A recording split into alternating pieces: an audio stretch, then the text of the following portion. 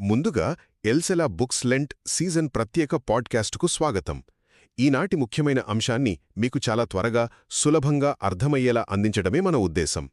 ఈరోజు మనం అసలు జీవజలం అనే ఈ అద్భుతమైన పదం వెనక ఉన్న అసలు అర్థమేంటి, అలాగే సమాజంలో అణగారిన వర్గాల పట్ల అది న్యాయాన్ని ఎలా చూపిస్తుంది అనే విషయాల గురించి కొంచెం లోతుగా ఆలోచిద్దాం, సరేనా?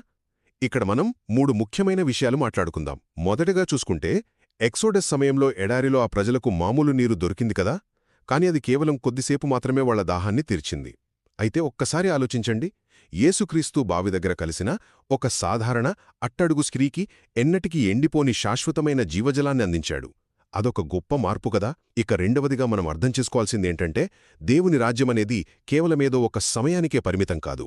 ఇది గతాన్ని, భవిష్యత్తును కలుపుతూ ఒక విశ్వవ్యాప్తమైన న్యాయాన్ని తీసుకొస్తుంది. అంటే దీనర్థమేంటంటే, ఈ న్యాయం ఎల్లప్పుడూ సమాజంలో అట్టడుగున ఉన్నవాలి, బలహీనుల తక్షణ బాధలను, అవసరాలను వెంటనే తీరుస్తుందన్నమాట.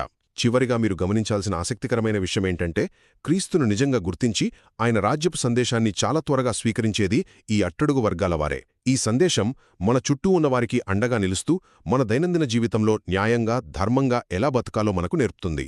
ఒక్క మాటలో చెప్పాలంటే, ఈ జీవజలమనేది మన ఆత్మీయ దాహాన్ని తీర్చడమే కాకుండా సమాజంలోని దీనుల పట్ల దేవుని న్యాయాన్ని మన నిజ జీవితంలో ఆచరించేలా చేస్తుందన్నమాట. మా పాడ్కాస్ట్ విన్నందుకు ధన్యవాదాలు, మరియు మరిన్నిటి కోసం వింటూనే ఉండండి.